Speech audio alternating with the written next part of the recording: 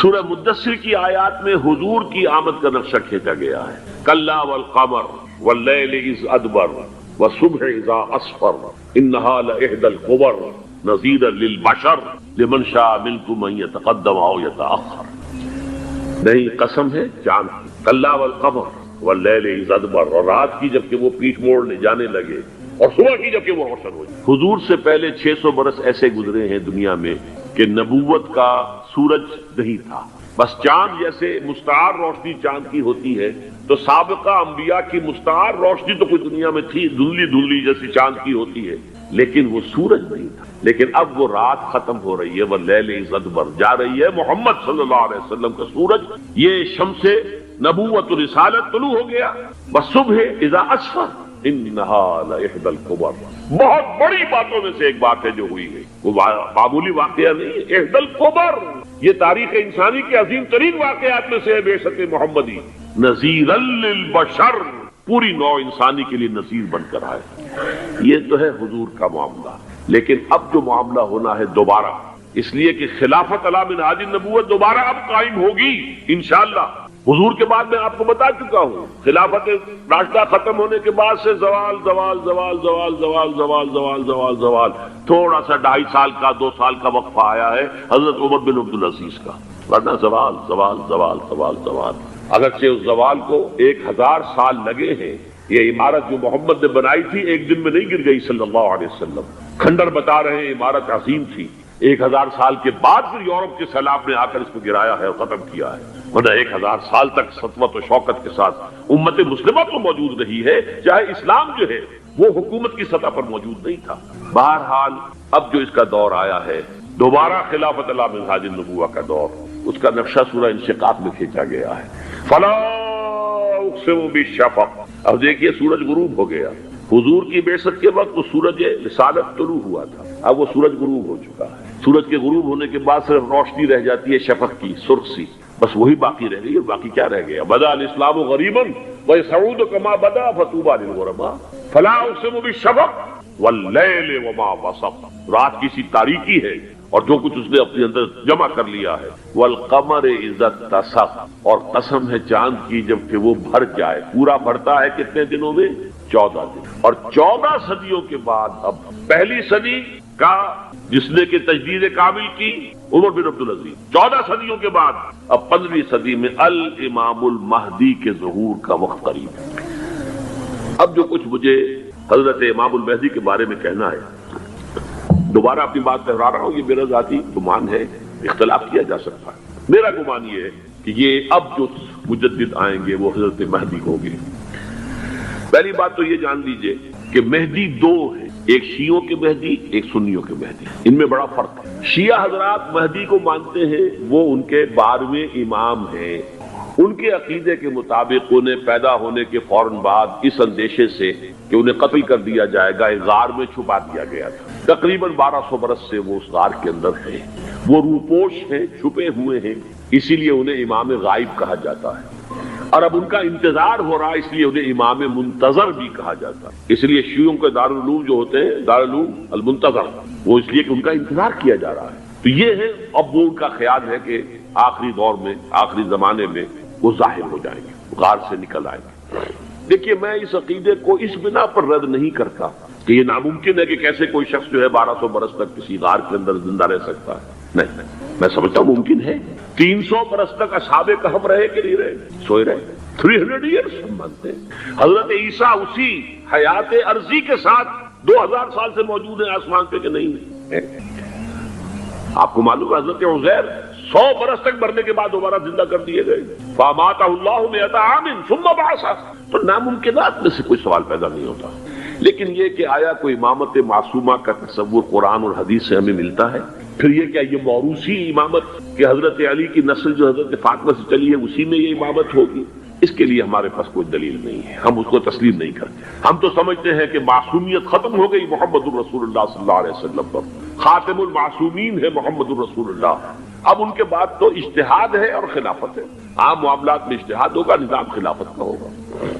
تو ہمارے نزدیک جو میں جس مہدی کا نام لے رہا ہوں وہ مہدی ہے جو ایک مجدد ہوں گے، جیسے کہ مجددین کے نام میں نے آپ کو گنوائے ہیں، مجدد الفسانی ہو، شاہ ولی اللہ ہو، سید احمد بریلوی ہو، شیخ الہند ہو، ایک ہوں گے انسان جو پیدا ہوں گے انسانوں کی طرح عام طور پر اپنی عمر کو پختگی کو پہنچیں گے، پھر وہ سامنے آئیں گے منظر پر، پھر وہ کام کریں گے، قیادت کریں گے، عرب میں ان کا ظہور ہوگا۔ دوسری بات یہ نوٹ کر لیجئے حضرت مہدی کے بارے میں، ہمارے ہاں احادیث کے جو مجموعے ہیں ان میں جو ٹاپ کے 2 مجموعے ہیں ان میں کہیں حضرت مہدی کا ذکر نہیں ہے، نہ صحیح بخاری میں نہ صحیح مسلم میں، لیکن ہم اسے نظر انداز نہیں کر سکتے کہ صحائح ستہ کی بقیہ 4 کتابوں کے اندر موجود ہے، لہذا نظر انداز نہیں کر سکتے، اگنور کرنا ممکن نہیں ہے۔ اب اس میں میں چاہتا ہوں کہ کچھ حدیثیں آپ کو میں سناؤں جن میں حضرت مہدی کا تذکرہ کیا گیا ہے۔ پہلی ہے وعن عبداللہ ابن مسعود قال قال رسول اللہ صلی اللہ علیہ وسلم، حضرت عبداللہ ابن مسعود سے روایت ہے، وہ فرماتے ہیں کہ حضور نے ارشاد فرمایا لا تذهب الدنيا حتى يملك العرب رجل من اہل بیتی، یہ دنیا ختم نہیں ہوگی جب تک کہ عرب پر میرے اہل بیت میں سے ایک شخص کی حکومت قائم نہ ہو۔ اور آپ کو معلوم ہے کہ آج تک عرب پر حضور کے اہل بیت کی کوئی حکومت قائم نہیں ہوئی، اور جب قائم ہوئی بھی تھی حضرت علی کو اگر شمار کیا جائے، اس لیے کہ حضور نے وہ جو مشہور واقعہ ہے کہ ایک چادر میں لے لیا تھا حضرت علی کو اور حضرت فاطمہ اور حضرات حسنین کو، اللہم ہؤلاء اہل بیتی، اے اللہ یہ بھی میرے اہل بیت ہیں، تو حضرت علی کی بھی حکومت منعقد نہیں ہوئی، پورے عالم اسلام پر ان کی حکومت نہیں تھی، اس لیے کہ شام اور مصر دونوں صوبے جو ہیں انہوں نے ان کی اطاعت قبول نہیں کی۔ اس حوالے سے یہ معاملہ ابھی ہونا ہے۔ لا تذهب الدنيا حتى يملك العرب رجل من اہل بیتی یواطئ اسمہ اسمی، اس کا نام وہی ہوگا جو میرا نام ہے، یعنی محمد صلی اللہ علیہ وسلم، اور ان کا نام بھی مہدی کا نام بھی محمد ہو، مہدی تو ان کا لقب ہے۔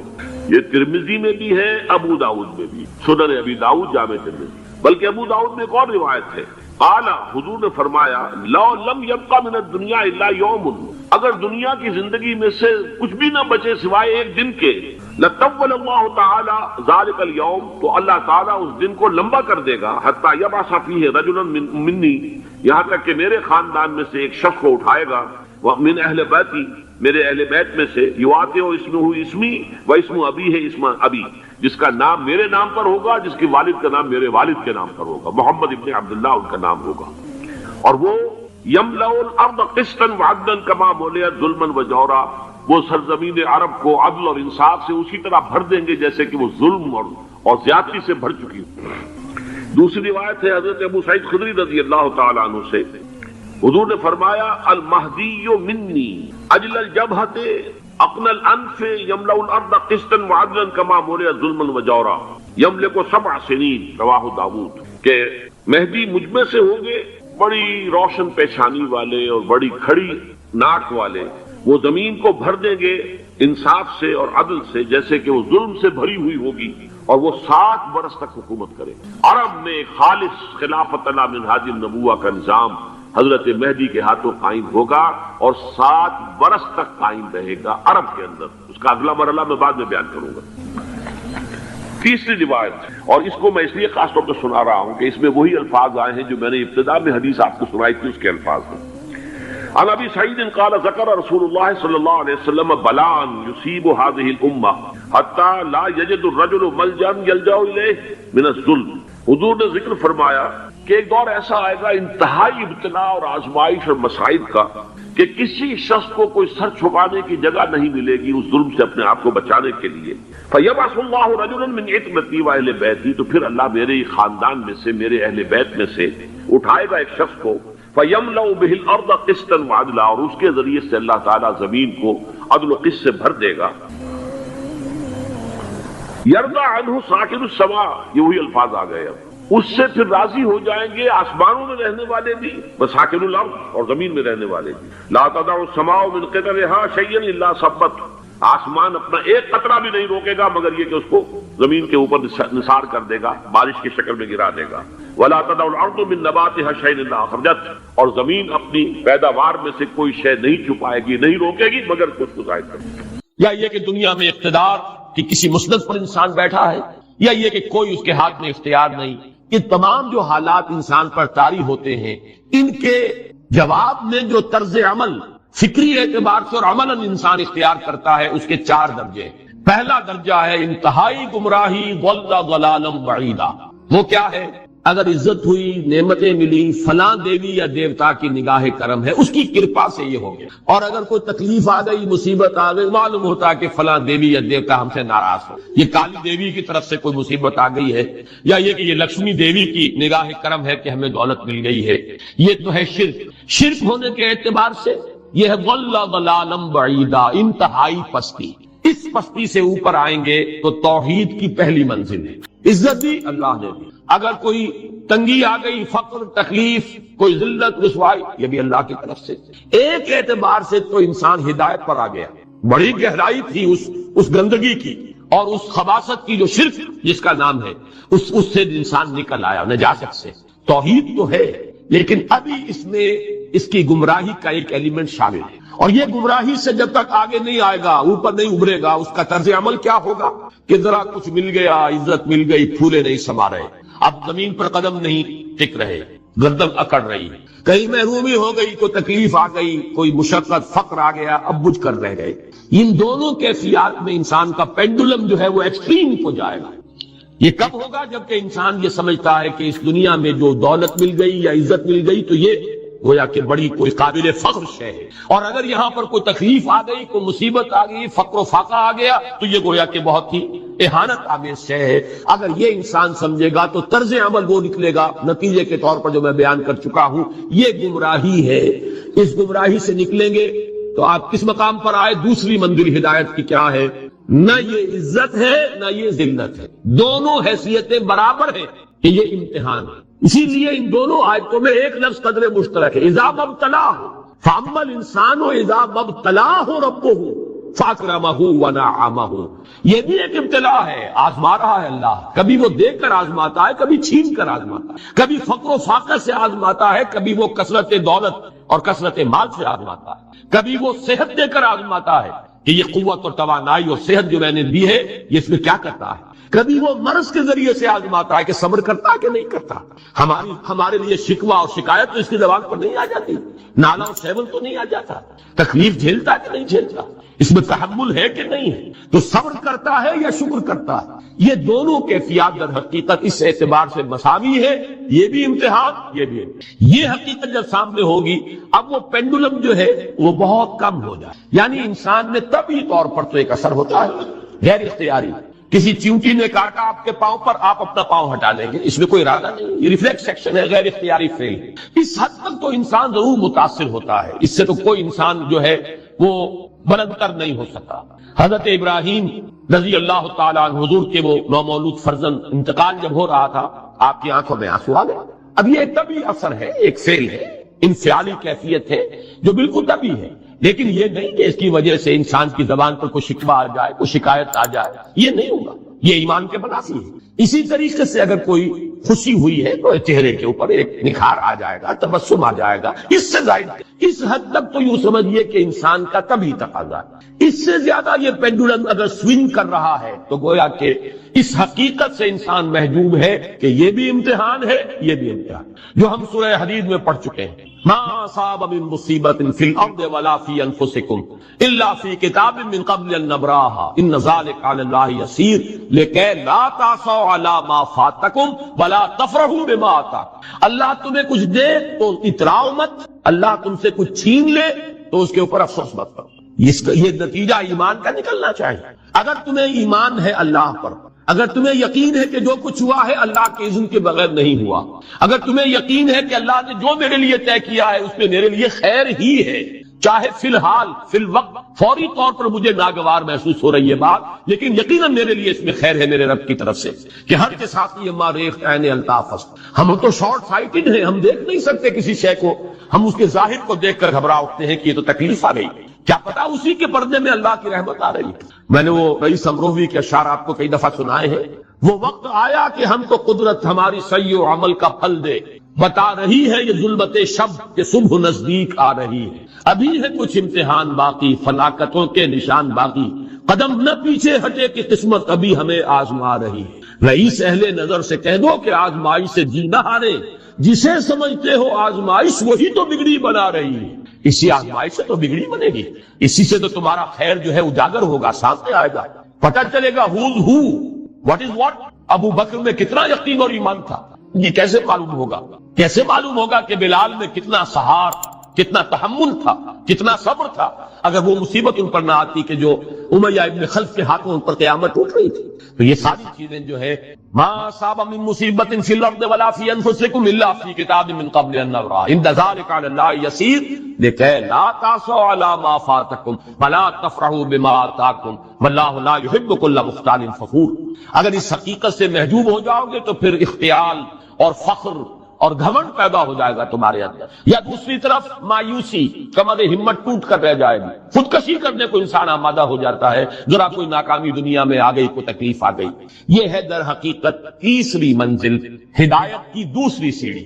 پہلا کیا تھا؟ نہایت ضل ضلالا بعیدا، کوئی خیر مل گیا تو کسی دیوی کی نگاہ کرم، کوئی تکلیف آ گئی تو کسی دیوتا کی ناراضگی، یہ تو ہے ضل ضلالا بعیدا۔ اس سے اوپر آئے، یہ پہلی سیڑھی ہدایت کی ہے۔ عزت ہے تو اللہ کی طرف سے، اور اگر کوئی ذلت ہے، تنگی ہے تو اللہ کی طرف۔ یہ ہدایت کا آغاز ہو گیا، یہ توحید کی بنیادی منزل۔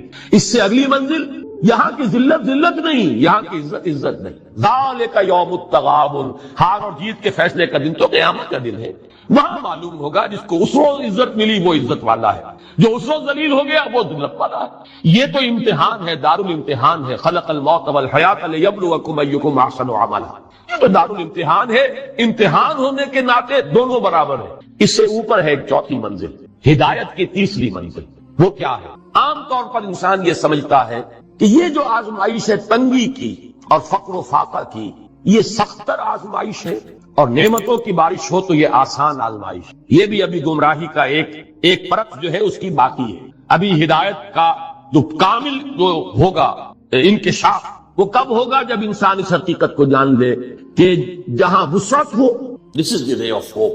یہ امت قرآن سے اپنا تعلق توڑ بیٹھے۔ اور نمبر 2 ہے وہی سرمایہ داری بندہ مومن کا دین، یہ بھی سرمایہ پرست بن چکا ہے، دولت کا پجاری بن چکا ہے۔ یہ میرے لیے رے آف ہوپ ہے۔ مادہ پرستی، دولت پرستی، سرمایہ پرستی، زر اندوزی، وَإِنَّهُ لِحُبِّ الْخَيْرِ لَشَدِيدٌ، ان دو لعنتوں کے اندر یہ مبتلا ہے۔ جانتا ہوں یہ امت حامل قرآن ہے وہی سرمایہ داری بندہ مومن کا دین۔ اور تیسری سب سے تلخ حقیقت، اس کی جو علمی اور روحانی جو رہنمائی کرنے والے لوگ ہیں وہ اندر سے خالی ہیں، کھوکھلے ہیں۔ جانتا ہوں میں کہ مشرق کی اندھیری رات میں بے ید بیضا ہے پیران حرم کی آسان، علماء ہیں اور صوفیاء ہیں اور پیشوا ہیں اور مسند نشین ہیں اور سب کچھ ہے، لیکن کسی کے آستین میں وہ موسیٰ والا ید بیضا نہیں، خالی اندر سے کھوکھلا۔ اس کا نقشہ ایک حدیث میں آیا ہے جو لرزا دینے والی حدیث، آج کا نقشہ ہے وہ بالکل۔ حضور نے فرمایا یوشک ان یاتی علی الناس زمان، مجھے اندیشہ ہے لوگوں پر ایک زمانہ ایسا آ جائے گا، ذرا گنتی کی کیسا ہوگا، لا یبقی من الاسلام الا اسمہ، اسلام میں سے اس کے نام کے سوا کچھ نہیں۔ کہاں ہے اسلام دنیا میں؟ دکھاؤ، اجتماعی سطح پر دکھاؤ کہاں ہے۔ بھلا یبقی من القرآن الا رسمہ، اور قرآن میں سے سوائے اس کے رسم الخط کے کچھ نہیں بچے۔ معنی کہاں ہے قرآن؟ ہو رہی ہے اس کی طرف پیش قدمی ہو رہی ہے تدریجاً، لیکن یہ کہ اس حدیث کا جو ہے موقف سامنے ہے۔ مساجدہم عامرۃ، ان کی مسجدیں آباد تو بہت ہوں گی، بڑی بڑی مسجدیں، شاندار مسجدیں، عالی شان مسجدیں، بھری ہوئی بھرپور، جمعے کے اندر عیدین کا اجتماع۔ وہی خراب من الہدی، ہدایت سے خالی ہوگی۔ ایک رسم پرستی ہو رہی ہوگی، ایک ریچولزم ہو رہی ہوگی، رہ گئی رسم اذاں روح بلالی نہ رہی، رہ گئے فلسفہ، رہ گیا تلقین غزالی نہ رہی۔ اور آخری بات، علماءہم شر من تحت عدیم السماء، ان کے علماء آسمان کی چھت کے نیچے کی بدترین مخلوق ہوں گے۔ من عندہم تخرج الفتنۃ وفیہم تعود، ان کے اندر سے فتنے برآمد ہوتے رہیں گے، فلاں کافر، فلاں یہ، فلاں وہ، فلاں وہ، اور فتنے ان کے اندر ہی جو ہے داخل ہوتے رہیں دوبارہ۔ یہ حدیث ہے۔ بہرحال یہ صورت تو ہے، لیکن ابلیس عجیب بات کہتا ہے، وہ میں چاہتا ہوں سمجھ لیں، وہ فلسفے کا بڑا ایک گہرا اصل حاصل کے تقاضاؤں سے ہے، لیکن یہ خوف ہو نہ جائے آشکارا شرع پیغمبر کہیں۔ مجھے مسلمانوں سے اتنا خوف نہیں ہے کہ یہ دوبارہ شرع پیغمبر کو لے آئیں گے، اصل حاضر کے تقاضاؤں سے خوف ہے۔ یہ کیا بات ہے؟ آپ نے کبھی سوچا بھی نہ ہوگا شاید۔ دیکھیے یہ ایک فلسفہ ہے، ہیگل کا ہے، پھر اسی پر مارکس کا فلسفہ آیا ہے، میٹیریلزم، ڈائلیکٹیکل میٹری۔ وہ فلسفہ کیا ہے؟ دنیا میں ایک سلسلہ چل رہا ہے، تصادم اور ارتقاء۔ ایک نظریہ سامنے آیا، اسے انسان نے ٹرائی کیا، اس کی خرابیاں ظاہر ہوئیں تو اسی کی کوکھ سے اس کا ایک اینٹی تھیسس وجود میں آ گئی. اب دونوں میں ٹکراؤ ہوا, ان دونوں کے ٹکراؤ سے ایک نئی تیسری چیز ڈیولپ ہو گئی جو پہلے سے بہرحال بہتر ہوئی. اب جو یہ نئی چیز بنی یہ خود تھیسس بن جاتا ہے, کیونکہ یہ بھی آسمانی ہدایت پر مبنی نہیں ہے, اندھے بہرے مادے کا سفر ہے جو جاری ہے, مکمل تو نہیں ہوتا, حق کامل تو نہیں ہوتا. اس میں جو ڈیفیشنسی ہے وہ پھر اپنا ایک ری ایکشن پیدا کرتی ہے, پھر وہ تھیسس پھر اینٹی تھیسس کو جنم دیتا ہے, پھر ان میں ٹکراؤ ہوتا ہے, پھر آگے بڑھتا ہے. یہ ہے جس کو کہتے ہیں ڈائلیکٹک ایبلیسم. یہ تاریخ چل رہی ہے, اس اعتبار سے اس میں کوئی شک نہیں کہ جہاں ایک طرف وہ خیر و شر کا معاملہ چل رہا ہے, وہیں پر بھی اسی پروسیس کے دوران یہ جو ایک ڈائلیکٹیکل پروسیس ہے یہ بھی آگے بڑھ رہا ہے. نو انسانی بحثیت مجموعی شر سے خیر کی طرف آ رہی ہے. اب اس کی مثال لے لیجیے. پہلے دنیا میں بادشاہت تھی, جاگیرداری تھی, انسان مجبور, کسان غریب, پسا ہوا, رد عمل پیدا ہوا, جمہوریت آئی. یقیناً بہتر بات ہے, لوگوں کو حقوق حاصل ہوئے, لوگوں کو عزت نفس حاصل ہوئی. ہم بھی انسان ہیں, یہ بھی انسان تھے, بادشاہ یہ کیسے ہم پر حکومت کر رہے تھے. اب اس کے اندر کیپٹلزم پیدا ہو گیا. نتیجہ کیا نکلا؟ پہلے بادشاہ سر پر سوار تھا, اب سرمایہ دار سوار ہو گئے. پہلے جاگیردار سوار تھا, اب کارخانے دار سوار ہو گئے. رست از یک بند تا افتاد در بندے دیگر, آسمان سے گرے کھجور میں اٹک گئے. پھر رد عمل ہوا, پھر کمیونزم برآمد ہوا. اسی کی کوکھ سے کیپٹلزم کا رد عمل کمیونزم. اب یہ شکل ہے کہ جو چل رہی ہے وہ کمیونزم مر گیا ہے. اب انسان ایک دو راہے پر کھڑا. اب آگے کہاں جائے گا؟ یہ ڈائلیکٹیکل پروسیس کہاں جائے گا؟ مغربی دنیا سمجھ رہی ہے کہ ہمارا نظام ہی بس جیت گیا ہمیشہ کے. ہمارا جو سیکولر لبرل اور عوامی حاکمیت پر مبنی جمہوریت کا نظام, اور ہمارا جو پرائیویٹ اونرشپ اور انٹرسٹ اور بینکنگ پر مبنی ہمارا معاشی نظام, بس یہی بہترین ہے, جیت گئے. اب یہ فائنل جیت, اینڈ آف ہسٹری. فوکویاما نے کتاب لکھی, اب انسان اپنی آخری حد کو, جس پر پھر ہنٹنگٹن نے کہا نہیں ابھی ایک تصادم ہونا ہے. اس نے تہذیبوں کا تصادم کا نام دیا تھا, لیکن ایک اور شخص نے بعد میں کہا نظاموں کا تصادم. قرآن نے اس فلسفے کو بیان کیا. یہ سورہ رعد کی آیت نمبر 17 ہے. وَأَنزَلَ مِنَ السَّمَاءِ مَاءً, اللہ تعالیٰ آسمان سے اتارتا ہے پانی. فَسَالَتْ أَوْدِيَةٌ بِقَدْرِهَا, تو تمام وادیاں بہہ نکلتی ہیں. چونکہ پہاڑی علاقہ تھا نا حجاز کا, اب بارش جب ہوتی ہے تو پہاڑوں پر سے پانی نیچے اتر کر وادی میں آتا ہے. جو وادی سوکھی پڑی ہوتی ہے وہ ایک گویا کہ نالا بن جاتی ہے, دریا بن جاتا ہے. وَاحْتَمَلَ السَّيْلُ غَمَدًا رَّابِيًا, اور یہ جو سیلاب آتا ہے اس کے اوپر جھاگ آ جاتا ہے, چڑھتا ہوا بہت نظر آتا ہے جھاگ.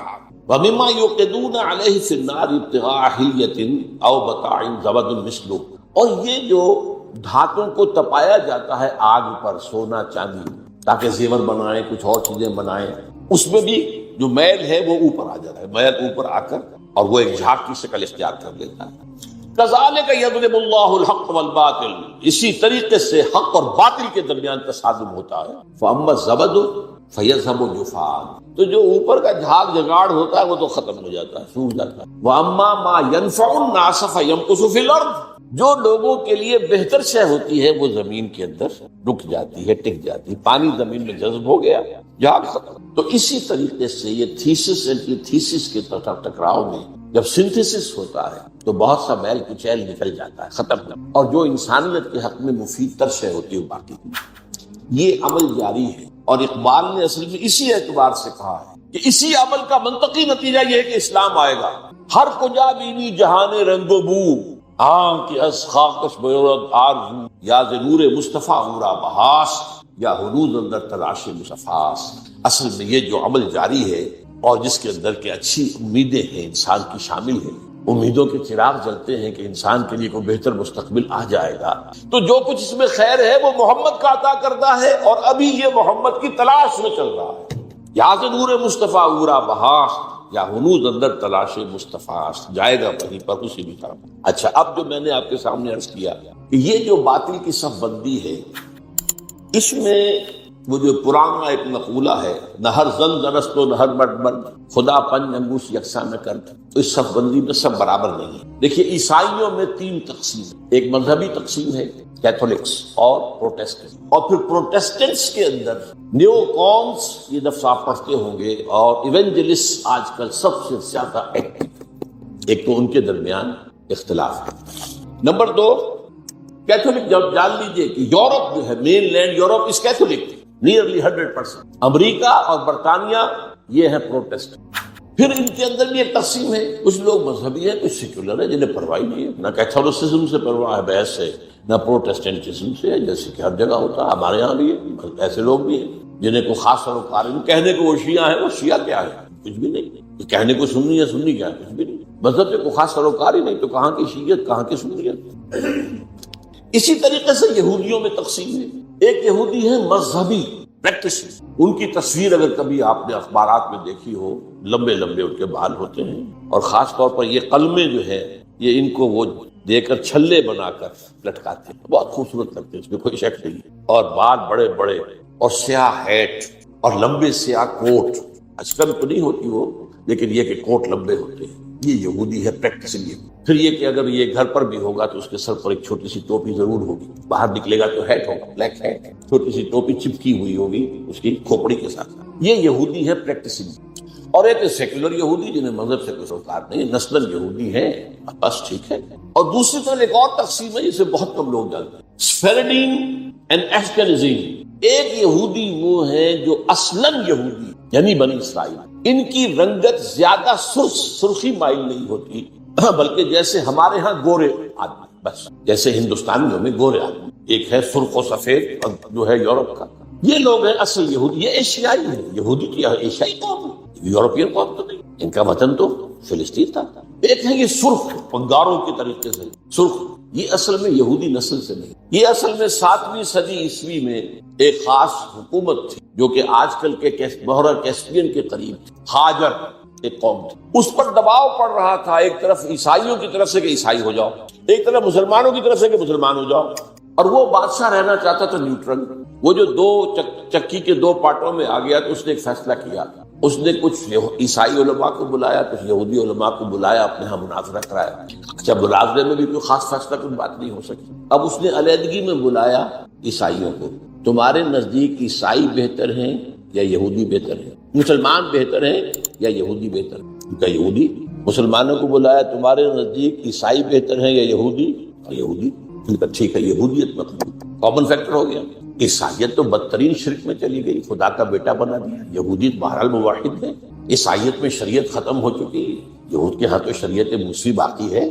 تو مسلمانوں کو تو یہی کہنا تھا کہ عیسائیوں کے مقابلے میں تو یہودی بہتر ہے. اور اس وقت تک ابھی ان کی وہ دشمنی اس طریقے سے سامنے آئی بھی نہیں تھی، شیطان کی ایجنٹی ابھی شروع ہوئی بھی نہیں. تو اسی طریقے سے اب عیسائی اولڈ ٹیسٹمنٹ کو مانتے ہیں، وہ تو ساری یہودی ہے. حضور تو بعد میں آئے ہیں، قرآن مجید سے تو واقف ہی نہیں. تو انہوں نے کہا یہودی، انہوں نے کہا یہ، اس نے یہودیت اختیار کی. یہ قوم ہے جو اس وقت زیادہ چھائی ہوئی ہے، اور یہ بنیادی طور پر سیکولر ہے. اور اسی میں صہیونی تحریک جو ہے، صہیونی زائنسٹ موومنٹ، اس کی they are not really بنی اسرائیل. they are not the progeny of Jacob علیہ السلام، حضرت یعقوب کی نسل سے نہیں ہے. یہ ترک نسل ہے. یہ یوں سمجھیے کہ یاجوج ماجوج کی جو نسلیں ہیں ان میں سے ایک نسل ہے. اور یہ جو ہے وہ جو سرخ و سفید رنگت کے لوگ ہوتے ہیں، یہ ان میں سے. اب آئیے آگے. یہ جو گٹھ جوڑ ہے، اس کے اہداف کیا ہے؟ what do they want؟ Number 1، عالم اسلام کے وسائل پر قبض، خاص طور پر تیل. اس وقت دنیا کے اندر کرائسس آنے والا ہے تیل کے شدید. اور تیل جس طریقے سے ان صنعتی ممالک کے لیے ایک ناگزیر شے بن گئی ہے، جیسے ہم ہوا کے بغیر نہیں جی سکتے، وہ تیل کے بغیر نہیں جی سکتے. تو انہیں تو چاہیے. عراق کا جو قبضہ ہے تیل کا پیش نظر تھا، اور افغانستان میں بھی ان کے پیش نظر یہ تھا کہ افغانستان کے راستے سے سینٹرل ایشیا کے جو تیل اور گیس کے ذخائر ہیں ان کو کھینچا. تو پہلی بات تو ہے یہ وسائل، عالم اسلام کے وسائل پر قبضہ. نمبر 2، عالمی مالیاتی استعمار. پوری دنیا میں ایک امپیریلزم، نیا امپیریلزم، لیکن وہ امپیریلزم جو ہے کولونائزیشن کی شکل میں نہیں ہے. اس شکل میں نہیں کہ انگریز آیا اور ہندوستان کو اس نے غلام بنا لیا، کوئی گیا اور کسی نے لیبیا کو غلام بنا لیا، کسی نے موراکو کو غلام بنا لیا، کسی نے انڈونیشیا کو. نہیں، غلام بنانے کی ضرورت ہی نہیں ہے. آپ غلام بنائیں گے، وہ آپ کو ماریں گے، آپ ان کو ماریں گے، فائدہ کیا ہے؟ ایسا مالیاتی نظام بناؤ کہ یہ سب بن جائیں حیوان بن کر کام کریں، مشقت کریں. اس مشقت سے جو حاصل ہو اس کو ہم اپنے بینکنگ کے نظام کے ذریعے سے اس کی کریم کھینچ لیں، تلچھٹ چھوڑ دے لاؤ، آخر انہیں بھی تو سسٹین تو کرنا ہے نا، وہ ختم ہو جائیں گے تو پھر آگے محنت کون کرے گا؟ آگے والا جو ہے شام کو گھوڑے کو چارہ نہیں ڈالے گا، اگر کوئی چنا ونا نہیں دال وال نہیں دے گا تو اگلے کیسے جوتے؟ لہٰذا وہ ان کو چھوڑ دو، کریم کھینچ دو۔ تو تمہیں آم کھانے سے غرض ہے کہ پیڑ گرنے سے؟ یہ ہے عالمی مالیات، اس کا بھی سربراہ امام امریکہ ہے، اور اس سے بھی اوپر ٹاپ پر اصل میں یہودی بینکرز، بینکوں کا نظام انہوں نے ایجاد کیا۔ یہ اس پروسیس کا حصہ ہے جو میں نے کہا تھا، انہوں نے جو ریگین کی اپنی پوزیشن عیسائی کے مقابلے، تو بینکنگ کا نظام، این بنوک، این فکر چالاک یہود، نور حق السینہ آدم ربود، اس بینکوں کے نظام نے انسان کے اندر سے جو نور حق ہے، وہ جو روح ربانی ہے، اسے کھینچ لیا، سب تا کہو بالا نہ گرد دی نظام، دانش و تہذیب و دی سودائے خام۔ جب تک یہ نظام کہو بالا نہیں ہوگا، کہاں کی دانش، کہاں کی تہذیب، کہاں کا مذہب، کہاں کا دین، یہ سب نام ہے میرے۔ قل ہی الا اسماء ہی الا اسماء سمیتم۔ تو دوسری بات یہ ہوگی۔ تیسری بات ہے وہ اپنی تہذیب کا تحفظ کرتا، اپنی تہذیب اور تمدن دونوں۔ یہ جو اقبال نے لفظ استعمال کیا ہے تہذیب نے، پھر اپنے درندوں کو، میں حیران ہوتا ہوں اس شخص کے بارے میں، وہ الفاظ جو آج بش کہہ رہا، اور سویلائزیشن، ہمیں خطرہ، ہماری تہذیب کو خطرہ، یہ سارے کے سارے تل گئے، ہماری تہذیب کو ختم کر دیا۔ اور بیل ہی یہی الفاظ استعمال کیے تھے اپنے وقت کے فرعون اعظم نے، مصر کا فرعون، ان ھذان لساحران یریدان ان یخرجاکم من ارضکم بسحرہما ویذھبا بطریقکم المثلی۔ یہ جو موسیٰ اور ہارون آ گئے نا، یہ دو جادوگر ہیں، یہ چاہتے ہیں اپنے جادو کے بل پر تمہیں اپنے ملک سے بے دخل کر دیں اور تمہاری مثالی تہذیب کو ختم کر دیں۔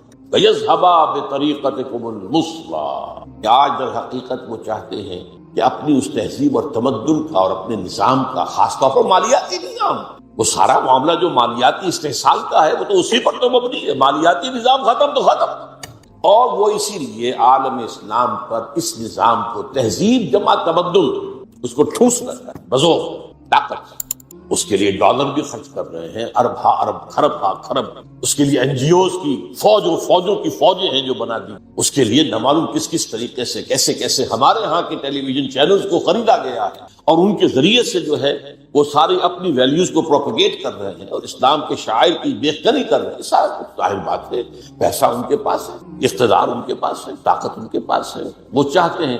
اور اب سے کچھ پہلے تک تو ایک معاملہ اور تھا، اب کچھ اور ہو گیا، یہ بھی نوٹ کر دیں۔ اب سے کچھ پہلے تک ان کا معاملہ یہ تھا کہ اسلام ایز اے مذہب سے ہماری کوئی دشمنی نہیں، ہم اسلام as a then, political Islam, یہ نظام کی بات جو تم کرتے ہو، یہ خلافت کا نام جو لیتے ہو، یہ ہم برداشت نہیں، نتھنگ ڈوئنگ۔ اب ہوتے ہوتے وہ یہاں تک آ گئے ہیں کہ اصل میں تو سارے برائی کے بیج ان کے خیال میں مذہب تھے۔ اب ان کے جو رائٹرز ہیں، ان کے بڑے بڑے جو لوگ مفکرین ہیں، وہ کہہ رہے ہیں اسلام ان اٹ سیلف، قرآن ان اٹ سیلف، محمد himself is evil۔ نعوذ باللہ، قرآن ایول ہے، اسلام ایول ہے، اور محمد ایول ہے۔ تو یہ ایک عظیم جنگ ہے اسلام اور مسلمانوں کے خلاف، اسلامی تہذیب و تمدن کے خلاف۔ وہ اس میں چاہتے ہیں کہ اسلام کی بہتری کریں۔ نمبر 4 یہ اسلام کے احیاء کے عمل کو ہر قیمت پر روکنا، at any cost، کم وقت میں جہاں بھی سر اٹھائے گا کچل دیں۔ یہ ان کا چوتھا حد ہے۔ 5واں، یہ ذرا لمبی سی بات ہے تھوڑی سی، یہ ہے ایک علاقائی پروگرام۔ ایک بہت بڑی جنگ ہونی ہو تو ہو، اور ہو جائے، اور جلد از جلد ہو جائے، آرمیگیڈون، نتیجے میں گریٹر اسرائیل قائم ہو جائے، تاکہ پوری دنیا میں جو ڈائسپورا میں ابھی اسرائیلی پھیلے ہوئے ہیں وہ آ جائیں، مسجد اقصی اور گنبد صخرہ گرایا جائے، 3rd ٹیمپل حضرت سلیمان کا بنایا ہوا معبد تیسری مرتبہ تعمیر کیا جائے، اس میں حضرت داؤد کا تخت لا کر رکھا جائے۔ وہ تخت آج بھی موجود ہے، ویسٹ منسٹر ایبے، برطانیہ کی پارلیمنٹ کے ساتھ جو چرچ ہے اس میں وہ رکھا ہوا ہے۔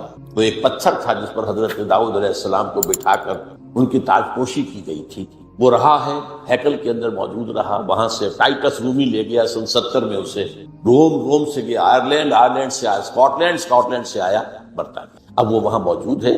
اور برطانیہ میں بادشاہ ملکہ کی کورونیشن جو ہوتی ہے اسی پتھر پر بٹھا کر ہوتی ہے۔ جب وہ آ جائے گا تو یہ چیزیں تو مشترک ہیں ان کے درمیان، آرمیگیڈون، گریٹر اسرائیل، تمام دنیا سے اسرائیلیوں کو لا کے آباد کر دینا اور ٹیمپل آف دی ماؤنٹ کی تعمیر اور اس کے لیے مسجد اقصی اور گنبد صخرہ کو گرا دینا اور تھرون آف ڈیوڈ لا کے دینا. اس کے بعد عیسائیوں کے نزدیک حضرت مسیح نازل ہوں گے اور اس تخت پر بیٹھ کر دنیا پر حکومت کریں گے. یہاں ہمارا ان کا عقیدہ کچھ آ کر مل جاتا ہے. اور اس یہودیوں کے نزدیک ان کا جو مسیحا جس کے وہ منتظر ہیں وہ آئے گا جس کو ہم کہیں گے دجال، المسیح الدجال، ان کا مسیحا جھوٹا تھا، وہ آ کر بیٹھے گا اور وہ دنیا پر حکومت کرے گا. یہ ہیں ان کے اہداف. اب دیکھیے میں تھوڑی تھوڑی تقسیم آپ کو بتا دوں. اس کے بعد کیتھولک یہ چاہتے ہیں کہ فلسطین میں ایک کیتھولک ریاست قائم کی جائے. یہاں فرق ہے ابھی میں. یہودی چاہتے ہیں کہ عیسائی ریاست قائم کرے. اچھا کیتھولکس اور یورپینز اتنے زیادہ پرو یہودی نہیں ہیں جتنے کہ پروٹیسٹنٹس اور ایونجلسٹ اور نیوکونز ہیں برطانیہ اور امریکہ کا. ان میں تھوڑے فرق جو ہے اس اعتبار سے رہتے ہیں. اب یہی وجہ دیکھیے کس قدر زمین و آسمان کا فرق ہوا. عراق کی جنگ کے لیے کوئی بڑا کولیشن نہیں بن سکا. امریکہ ہیڈ ٹو گو الون. جہاز برطانیہ نے کچھ تھوڑا سا جو ہے وہ آسٹریلیا وغیرہ نے ساتھ دے دیا، باقی ہے جرمنی، فرانس، اسپین کسی نے ساتھ نہیں دیا. اس لیے کہ وہاں کا معاملہ کیا تھا، عراق میں اصل میں دو چیزیں تھیں. تیل، اس کا سارا تعلق امریکہ سے تھا، اور نمبر دو اسرائیل کی پروٹیکشن، جس سے یورپ کے جو عیسائی ہیں انہیں بہت زیادہ دلچسپی نہیں ہے. وہ اس طریقے سے ان کے غلام نہیں ہے بے دام جیسے کہ پروٹیسٹنٹ کو شامل نہیں ہوتے. یعنی کیوں سمجھنے کی بات ہے. کیا وجہ؟ یہی وجہ ہے. آپ نے دیکھا جو پہلی جنگ ہوئی تھی خلیجی جب ختم ہوئی ہے تو جنرل شارٹس جو تھا، شارٹ کرافٹ، اس نے صاف کہہ دیا تھا we fought this war for the defence of Israel. اور اب جیسے ہی اس جنگ کے اندر جیسے ہی فال آف بغداد ہوا، شیرون نے بدماش نے کہہ دیا تھا کہ عنقریب عراق پر ہمارا قبضہ ہو. اس سے اندازہ ہو جاتا ہے آپ کو کہ یہ جنگ کیا تھی.